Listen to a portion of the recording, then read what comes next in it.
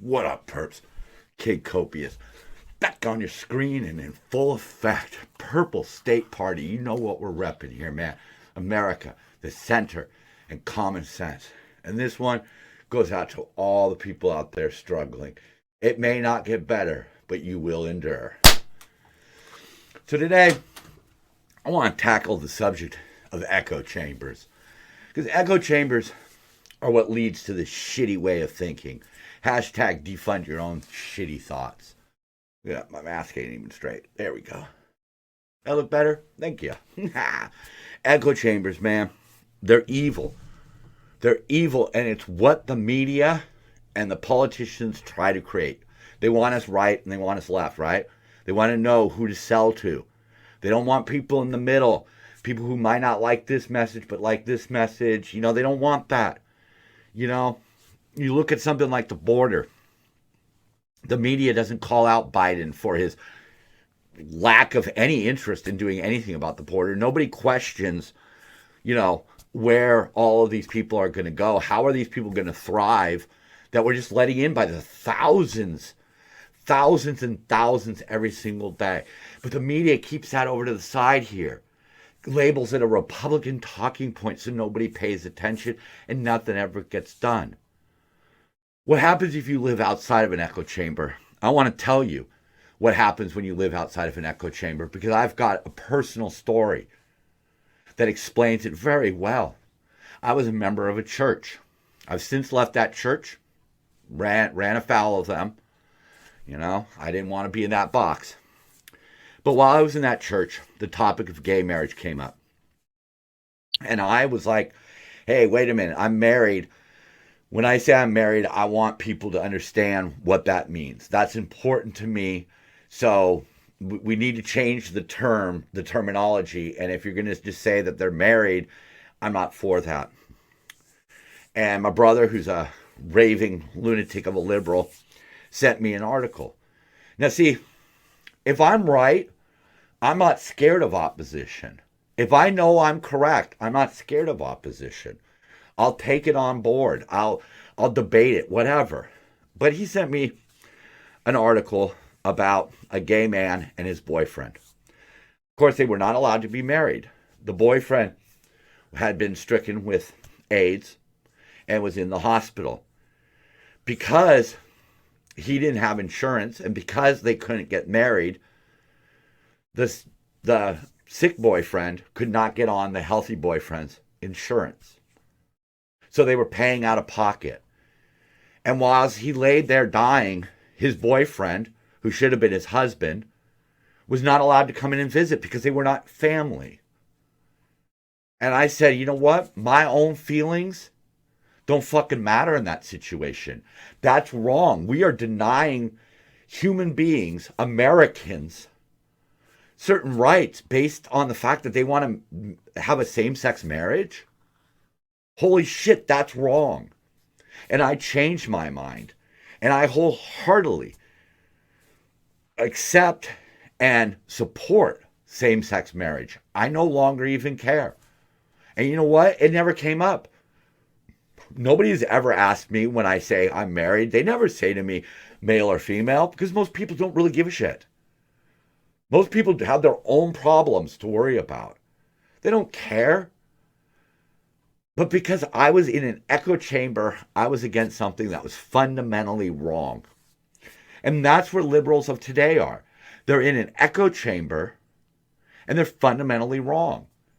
And on the right, you see the extremists who are against same-sex marriage, against people of color, people of different ethnicities, people of different religions. But they live in an echo chamber. If you sit there and you've been Harvard educated and you just read the New York Times and watch CNN, you're in a fucking echo chamber. And that's what they were trying to do, as we're going to see with Twitter. They wanted Twitter to be an echo chamber. And an echo chamber is not good for anybody. The right and the left bullshit that we're living with right now is not the correct answer. But if you remain insulated from that, you will never see the cons. You'll only hear the pros. And that's what we need to eliminate. Because that is truly what will destroy this country. We fought a lot of wars for freedom and to keep our country our country. Let's not let the simple philosophy of an echo chamber destroy everything we've built and everything we can build and the beautiful future that we could have in front of us. Take the time, take the challenge, and look at the opposing views and think about it and ponder it and stop being a narcissistic fucking egotist who thinks that just because you think it, it's right. The most educated people in the world are also the fucking dumbest because they cannot take the challenge to listen to the opposing side. They have to shout it and scream it down. And they have to have all of the public squares insulated against any opposing view. So how right can you be if you can't even listen to the opposition? All right, so this is the part where we talk about some quotes, kind of, you know. They said, what? And it's not always going to be negative. Sometimes these are positive quotes. We've got a mixed bag today. We're going to start with this one, though. Mr.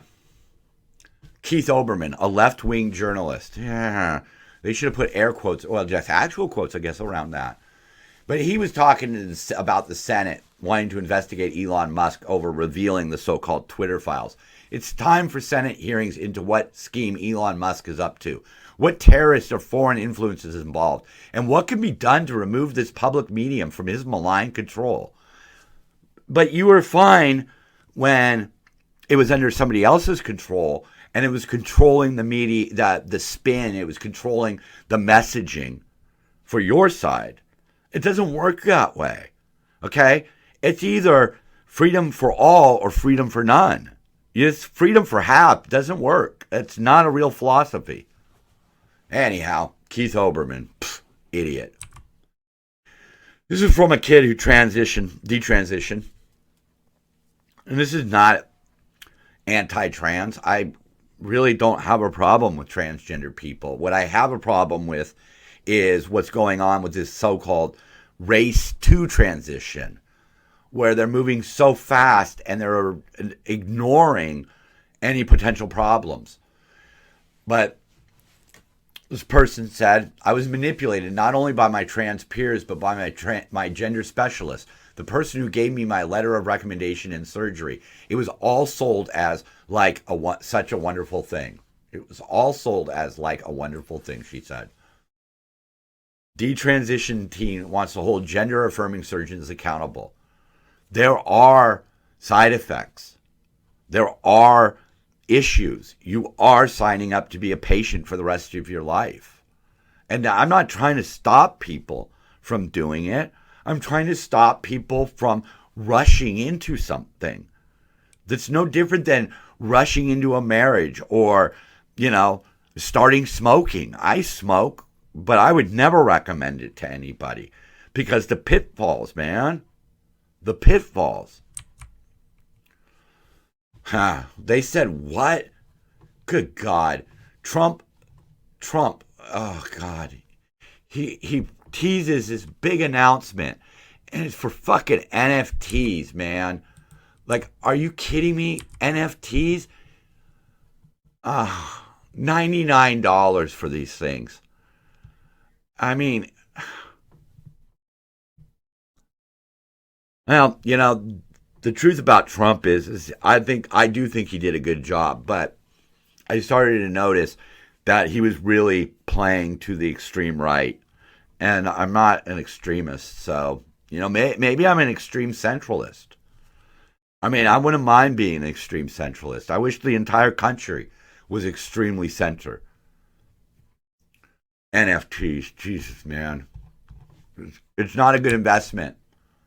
Not a good investment.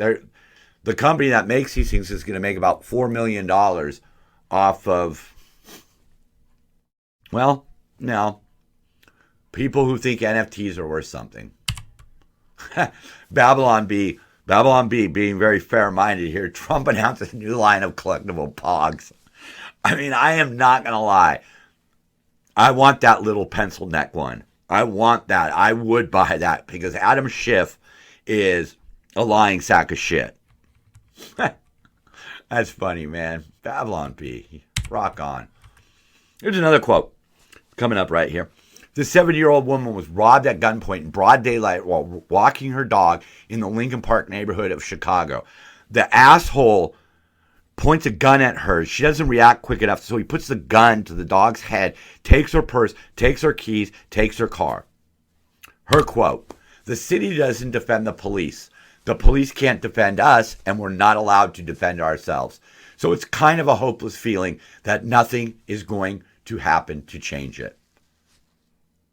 It will take all of us standing up and saying enough of this red, blue bullshit. We need to do something. Yes, we need to go after corrupt police. We need to go after racist police. We need to go after heavy-handed police. We do not need to go after the police. Because this is the shit that happens. Daylight robberies of a 70-year-old woman? Come on, man. But she summed it up right there. The police can't defend us, and we're not allowed to defend ourselves. That's why I stand for the Second Amendment. I think it should be expanded. I think we should be allowed to carry guns wherever and whenever we want. My personal safety is worth more than some fucking pie-in-the-sky dream of a liberal where there is a world with no guns. Tulsi Gabbard, she said this back in October, but it came up because Kristen Sinema recently announced that she's leaving the Democrats. Tulsi says, the party is now under the complete control of an elitist cabal of warmongers driven by cowardly wokeness, radicalizing every issue, stoking anti-white racism, and actively working to undermine our God-given freedoms enshrined in our Constitution. You know, you could argue with that. You know, maybe they're not God-given. Okay. But what she's saying is exactly on point. It is in control of an elitist cabal who radicalizes every issue. I see it from the right and I see it from the left. Why in the hell do you... That's why I sit in the freaking middle. Because these fucking two clown shows are not doing what's best for us. Speaking of Kristen Sinema, she wrote in an op-ed for the Arizona Republic, Americans are told that we have two choices, Democrat or Republican, and that we must subscribe wholesale to policy views the parties hold, views that have pulled further and further towards extremism. This is a false choice. More about extremism in a moment. That is exactly what Purple State hopes to change. There's a reason why I don't subscribe to the Greens or the Libertarians and all of those, because I believe that those sides are slanted one way or the other. We need a viable third choice that subscribes to doing what's best for the most amount of people, using common sense, and understanding the reality of things. The reality that criminals are not going to change because you're nice to them. That labeling certain people as victims has led them down the path of victimhood, where they feel like everything's justified because they're a victim. Those are not things that work. Open borders do not work. We know this. So last week we talked about how this Christian group was their reservation for a dessert buffet or whatever was canceled last minute because the mostly female and gay wait staff refused to serve them. Well, one of the heads of that group wrote this article. My Christian group was denied service at a restaurant, but we didn't weaponize government over this offense. Wow. As an organization with a legal arm, see, these people, these Christians, actually have a legal arm, the Founding Freedoms Law Center, that goes after employers who trample on the religious freedoms of their employees. Huh. Yeah. Yeah, and keep in mind, while we're talking about Christians and religion, keep in mind, Who's taking care of most of the migrants down at the border? Who takes care of the homeless in their cities? Yes, churches. Just because somebody's a member of a church or it's a church, that doesn't make it evil. If you think that way, then you're worse than the racist that you hate. But as she went on, Metzger's waitstaff was wrong, and its owner should have seized the opportunity to educate the team about customer service despite differences, rather than yielding to prejudice. Although our guest and I could have taken great offense at being denied service and labeled unsafe simply for sitting down to eat, the very faith that the wait staff finds so threatening teaches us to turn the other cheek. We left and found another restaurant. They're not saying that they're better than. They're saying that they did exactly what they should have done. You don't want us here, we'll leave. Okay, great. Our law center will continue to litigate on behalf of others free of charge when the injury is great and the marketplace does not ensure an adequate remedy. But not today, not against Metzger. They don't want to sue. They want to turn the other cheek. They want to be the bigger person. Because that's what we should all be striving for, to be the bigger, better person.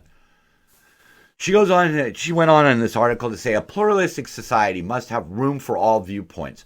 Those who shout tolerance the loudest need to practice it. They don't. They don't at all. I contend that their tolerance of people of faith might not be as difficult as they think once they engage with Christians. The very faith that the waitstaff finds threatening is the faith that compels us to treat the waitstaff with charity and love. Because that's what Jesus said to do. Jesus said to love one another. Most Christians are not radicalized anti-LGBT like the media wants to paint them out to be. There are gay ministers. There are gay priests. There are people of all different denominations who do not accept that being gay is evil and should be shunned. Various degrees, I know. We can argue. You put it down in the comments if you want. I know that not every single person of faith subscribes to that, but most Christians do. Biden signs historic same-sex marriage bill at White House. And this goes back to what I was saying earlier about echo chambers. A lot of Republicans supported this. Some actually voted in support. Others hid in the shadows, afraid of pissing off their constituency. But we should all stand up. We should collectively stand up as the goddamn United States of America and say this is what we believe in. That we believe in human rights and in human dignity. And despite what we may think about it from a biblical point of view, it's the right thing to do, and we are strong enough to do the right thing. This is America, folks. This is a country that was founded by a bunch of freaking farmers who took on the world's most powerful military and said, we want to govern ourselves. And are we going to spit all over that? I certainly hope not. Babylon B being fair again. Liberals are disrespecting marriage, says man on third marriage. Yeah. That's very hypocritical of some of them. Anyhow, moving on. I won't skip that because I don't care about it. Newsom says California about to break amid flood of illegal migrants when Title 42 expires. I think that's been put on hold. But I find myself agreeing with him on this because those are some glaring numbers right there. 22% of our population are immigrants that are in the United States illegally. 11 million. And yeah, he's giving them state refuge and all of that. But even he knows there's only so much we can do, and then it's just going to be a disaster.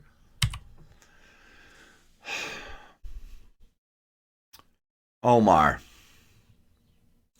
She's at World Cup, and she brought up they were talking about the balance between human rights and enjoying one of the greatest sports spectacles in the world. And Chris Murphy, a Democrat out of Connecticut, said, Qatar is an imperfect partner, but in many ways they're our best partner. Omar took noticeable tack.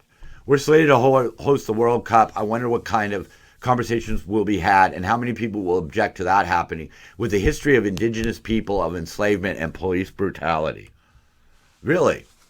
So the U.S. is awful, aren't they? Aren't they, Omar? Yeah, because we had 156 years ago, we had a history with Native Americans. And we're wrestling with a fabricated narrative about police brutality. So we should shut up about Qatar using slave labor. Their slave labor resulted in 6,500 migrant workers dying, making the stadiums after bribing FIFA officials to give them the World Cup. They're the bad country, not us. Not us, darling. We are not comparable at all. Look at some of the stuff that goes on in a place like Qatar. They promote anti-Semitism. They punish public worship by non-Muslims with 10 years in prison. And their track records on gays, at least that's been talked about. But right now, Qatar actively allows human rights abuses and open bigotry. But rather than address Qatar, Omar continues with her anti-American tirade. Yeah. And if you live in that echo chamber, you think she's right. Yeah. Immoral. Obnoxious. Omar is a mindless drone filled with anti-American rhetoric with no impact on our politics other than being a useful idiot. That's a really accurate statement of somebody like that. They run around. We got people in there right now. They want to dump all the federal prisoners. They want to end prisons. Are you kidding me? Here's one of them. Bragg. He doesn't want to charge anyone. And of course, you'll see this. You know that. No, we'll start with this part. Let's not get out. So this one-man crime wave, Charles Lindley, a gangbanger, is going to have 4 felony robbery charges dismissed if he promises to be a good boy. There's a little more to it, but, I want to clarify something. Embezzlement is when an employee steals from a store. Burglary is when somebody breaks into the empty store. Robbery is when you steal from the store right in front of somebody, usually pointing a gun in their face. So this guy has 4 felony robbery charges, 22 years old, and he's already facing 4 felony robbery charges, and he's a gang member. But he's going to go and get counseling. Of course, Bragg, a George Soros-backed prosecutor. Why is the media so silent about the evil George Soros? The fact that he is promoting shit that does not work, and he's pumping millions of dollars in to do it. What is the true motivation? But he said, only hours in office, he would not be seeking, I'm not going to pronounce that, Prague speak for prison terms for most felonies, and that they would scarcely be prosecuting misdemeanors at all. Good. Let the criminals know they're going to get away with it. Copious Soros, isn't it? Twitter files reveal how federal censors made mail-in ballots sacred, boosting Biden. This is not a one-sided article. There's numbers to back this up. The FBI pressured Twitter to target a tweet from a former Republican official who wrote that between 2 and 25% of ballots by mail are being rejected for errors. Mostly coming off of like absentee ballots, but they didn't need that in there. But that tweet was more accurate than the new truths federal overseers imposed. When New York City relied on mail-in ballots for a June 2020 primary, up to 20% of the ballots were declared invalid. The Daily News labeled it as a dumpster fire. Such problems were no surprise. A decade ago, New York Times analysts concluded that fraud in voting by mail is vastly more prevalent than in in-person voting. And they were going after absentee ballots. Absentee ballots. In 2005, whatever, something with Jimmy Carter there. I don't know. Come on. What do you want from me? Absentee ballots remain the largest source of potential voter fraud. This was the kind of stuff that was being brought up and then scrubbed by Twitter. Because we already knew. It's hard to prove that the ballot's fraudulent. That gets much harder. You could throw them out, but what about the good forgers?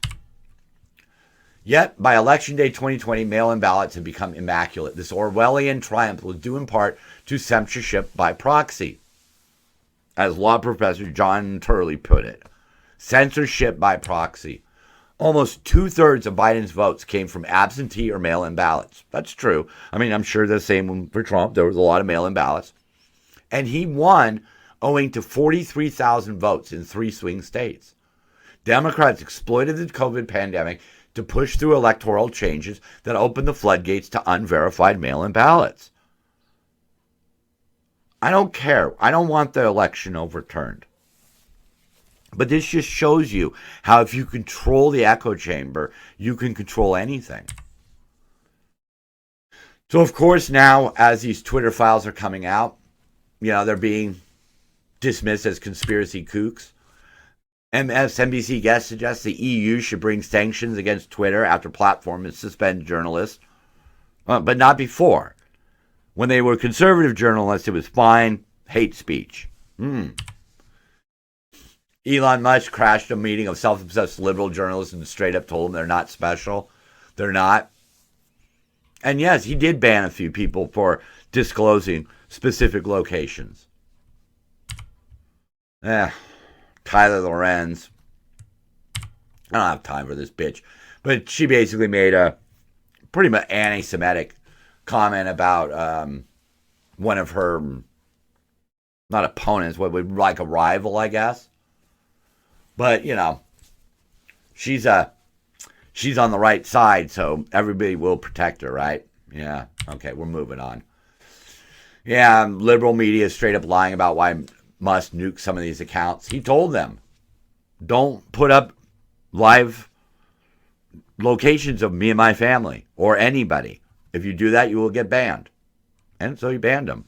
As of today, I think a lot of them were getting unbanned because he said, hey, look, people are saying maybe I shouldn't have done that, and I'm going to listen. I'm going to listen to the majority. I don't know. But now, at the end of the day, this sums it right up. Government warns that with Elon owning Twitter, they will only control 97% of the media. It's very important to them. When you have a shitty message, you need a lot of turd polishers. She's a turd polisher. Straight up. Last week I said that Sam Brinton was a porch pirate. He's now been fired. She's just a turd polisher. That's what she is. I don't care. I don't care who she is. I don't care what check boxes she checks. That's immaterial to me. She is the White House's professional liar. Professional turd polisher. AOC's climate change documentary earned $80 per theater despite rave critic reviews. Again, see, that really illustrates the echo chamber. The critics rave about it, the greatest thing ever, but it gets an 11% on Rotten Tomatoes. So the people, only 11%, not even 30%. I always speak about that 30% that'll go along with anything. Well, only 11% said it was good. Whatever. Look at that. See my new... This bitch, man. She is interesting, but she's just promoting herself. And she's using the woke game by making these outlandish statements that sound so good, like we must save our planet, but with no real plan and with no consideration of the pros and cons. Just the pros. Whatever. Flopped. And then it goes deeper. Oscar films are tanking at the box office because of misery and degradation. And this scholar said, hey, give us a laugh or two. They said, oh, it's homophobia that crashed that or caused that one movie. I can't even remember the name now. This one with Billy Eichner. But he came out and said, oh, homophobic weirdos should stay away from the film. And then he complained that it tanked at the box office. Okay, so, all right. Disney's latest woke animated film also bombed at the wall. When you don't need to promote this shit like that. I know that a lot of times you don't, and it's the extremes on the right that bring it up. But You have to realize that when you're making kids' movies, there are limits to what kind of social issues you can push and how you can push them. You know, go woke, go broke. I mean, it does happen. But, yeah, they're going to continue on. China threatens to fire senators who voted for TikTok ban. Oh, that's awesome. Genius director makes a 190-minute movie about water with no bathroom breaks. Avatar. You know, Avatar is one of those funny ones, man. One of the biggest, largest grossing movie of all time. I don't know a single person who talks about it. I don't know of any meaningful pop culture references that it spawned. It's a real anomaly that it's that big and nobody, you know, like, I mean, you think about like Jaws, right? And like the classic saying, we're going to need a bigger boat. Like, people know that saying. They might not even know where it comes from, but Avatar knows such thing, but whatever. I like their take on it. Shepherds flee as heavenly hosts start singing Last Christmas by Wham. Last Christmas. I'm not going to torture you with my singing. That's pretty funny. DOJ arrests Sam Bankman for running out of bribery money.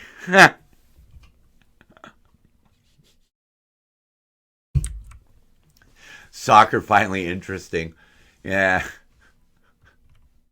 I guess so. I don't know, man. I don't know. This World Cup kind of petered out for me. I'm not a fan of France or Argentina. But I don't like Messi, so I kind of hope he loses. Christmas canceled after Sam Brinton steals Santa's sack. Oh, my God. I've said it before, and I'll say it again. The way that I know that this guy is just doing this for publicity, personally, is the color of his lipstick. Because he's not even trying. He just wants to be as loud and obnoxious as possible. And he's fired now. He's fired. Never should have had the job in the beginning, but, I mean, you know, you're stealing somebody's luggage, all their personal stuff. You know, I said it to my wife. I said, you know, if somebody broke into your house and they took, like, a few $100s, what would be worse? That or, like, some of the pictures that we have, some of the memories that we've collected from different concerts and things like that. He went after their personal stuff. People need to look at that. They need to realize that, like, just because somebody checks a checkbox, that doesn't mean that they're the best candidate. And just because somebody's just a boring old white dude, that doesn't mean he's not qualified for the job. Biden decides to read Art of the Deal after getting ripped off in Grindr trade. Oh, God. Trump and Biden. Couldn't we do better? How about Cinema Gabbert? Tulsi and Cinema. Oh, man. I don't know about you, but that stirs me. Look at Jim back in the countdown finally. The government is just a business with no incentive to deliver agreed upon services because their customers pay them under threat of incarceration. And that's exactly how the political parties are acting right now. You sign on to our craziness because you have no other choice. There's only two of them out there. Republican and Democrat. What are you going to do? Vote independent? That'll take votes away from people. Ha ha ha. You're stuck with us. Really? The same as we were stuck with King George? So we're looking at this right here. Elon Twitter files. The donkey's hand nothing burger. Is that a nothing burger? You know, that's the thing. You step outside of your echo chamber and you look at some of this stuff, the child porn, the Biden corruption, the FBI abuses, the shadow banning, the canceling of conservatives, woke government politics, election concern silenced, COVID concern silenced. What's that last one there? Wuhan lab theories blocked. A lot of this stuff should concern you. And you should step away from your political echo chamber and explore these things and say what is wrong. Read them. read some of the tweets and things that got people banned. Was Trump really calling for violence? I don't know. I never saw it. I saw him saying peacefully. I've heard the story of child porn or child abuse being up on Twitter for over a year before anything was done about it. They're more worried about convincing you that the Hunter Biden laptop is false than keeping children safe. I give credit right now to Instagram. They're running an ad campaign about parental tools that can be used to help protect children. We can't just let our children grow up willy-nilly. We need to provide some sort of structure and some sort of protection, but you can't. Kids can't be disciplined in schools. So they're running amok. And that affects the other 29, 30, 35, 40 kids in the class. But nobody wants to do anything about that.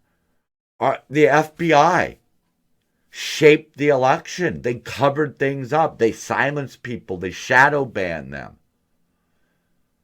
We don't need that. There are people out there who think it's okay to silence one side because that side has some bad ideas. Both sides have bad ideas. And the extremists, the people who preach real hate and real violence and real sexual degradation of children, they should be the ones stamped out. Not people who raise their hand and say, hey, I think maybe these mandates are a bit over the top, or, I'm starting to wonder where COVID actually started. No, you were silenced for that? And the echo chamber of the Democrats wants to say, nothing burger. They don't want to look in the mirror and confront their mistakes or their errors in judgment and correct them. We've now had Tulsi and Kristen Sinema announce that they're leaving the Democrats. They want to run as independents. 2 women. Keep that in mind. Keep that in mind, that 2 people of any importance have left one side and gone to the middle. I don't care that they left the Democrats, because I want to see ones leave the Republicans. I want to see women leave the Republicans and say, hey, I don't believe in this anti-abortion stance. Because for too long now, the Republicans and the Democrats have put in place policies that harm women, flat out harm women. Soft on crime, anti-abortion, transgender athletes, harming women. Women outnumber men. Both political parties count on the women, and they keep voting for them. But be like Kristen, be like Tulsi. Leave your party and be an independent, because one day,